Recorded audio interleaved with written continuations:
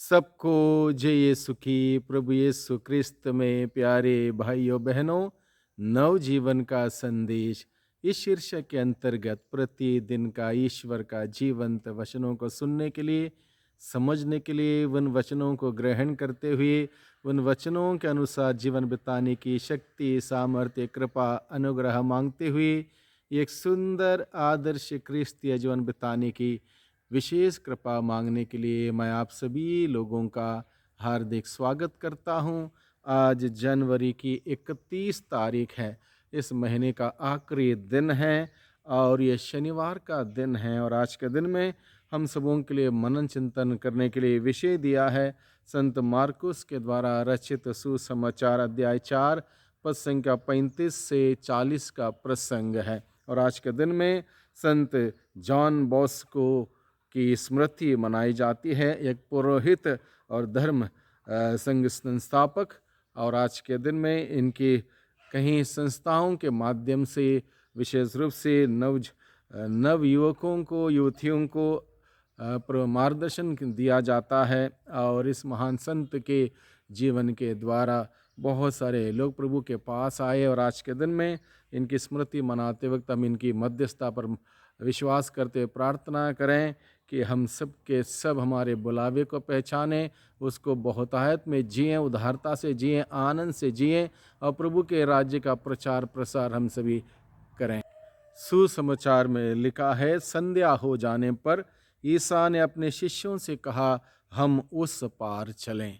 प्रभु यीशु ने अपने शिष्यों से कहा, हम उस पार चलें। उस पार जाने का रास्ता हमेशा कठिन है। उस पार यानी कि अन्याय से न्याय की ओर, नफरत से प्रेम की ओर, अशांति से शांति की ओर, बेईमानी से ईमानदारी की ओर। और उस ओर जाने का रास्ता बहुत ही कठिन है, क्योंकि इस ओर यानी कि लोग बुराइयों में, पापों में, बुरी आदतों में कंफर्टेबल हैं। और यहाँ से उस पार जाना हो प्रभु के वचन के अनुसार, प्रभु के इशारे के अनुसार, इतना आसान नहीं है। प्रभु यीशु ने अपने शिष्यों से कहा, हम उस पार चलें। और उस पार जाने के लिए जब उन्होंने यात्रा प्रारंभ की, वो यात्रा बहुत ही कठिन हुई। जैसे कि यहाँ पर लिखा है, लोगों को विदा करने के बाद शिष्य ईसा को उसी नाव पर ले गए जिस पर वे बैठे हुए थे। दूसरी नावें भी उनके साथ चलीं। उस समय एकाएक झंझावत उठा। लहरें इतने जोर से नाव से टकरा रही थीं कि वह पानी से भरी जा रही थी। और इस प्रकार से बहुत सारी कठिनाइयों का सामना उन्हें करना पड़ा। आंधी आई, तूफान आया और समुद्र का पानी इतने ज़ोर से नाव से टकरा रहा था कि पानी नाव के अंदर आ रहा था। और उससे भी ज़्यादा विपरीत वायु थी, वायु प्रतिकूल थी। और इस दृश्य को देखकर प्रभु के शिष्य डर जाते हैं, घबरा जाते हैं और यहाँ तक सोचने लग जाते हैं कि अब हम बच नहीं पाएंगे, हम मर जाएंगे, क्योंकि ये यात्रा इतना आसान नहीं, इस यात्रा बहुत ही कठिन है। और इस कठिन यात्रा में उनको लगा कि हम समाप्त हो जाएंगे, ख़त्म हो जाएंगे। और उस वक्त उन्होंने अपनी समस्या, अपनी परेशानी, अपनी दिक्कतें, अपना डर प्रभु के हाथों में समर्पित करते हुए प्रभु को बुलाया, प्रभु को जगाया और प्रभु से कहा, क्योंकि प्रभु दुम्हाल में तकिया लगाए सो रहे थे। शिष्यों ने उन्हें जगा कर कहा, गुरुवर हम डूब रहे हैं, हम डूब रहे हैं, क्या आपको इसकी कोई चिंता नहीं? वे जाग गए और उन्होंने वायु को डांटा और समुद्र से कहा, शांत हो, थम जा। वायु मंद हो गई और पूर्ण शांति छा गई। और इस प्रकार से जब शिष्यों ने अपनी समस्या प्रभु के हाथों में समर्पित की, प्रभु ने तुरंत उठकर वायु को डांटा, समुद्र से कहा, थम जा। वायु शांत हुई, समुद्र थम गया, पूर्ण शांति छा गई।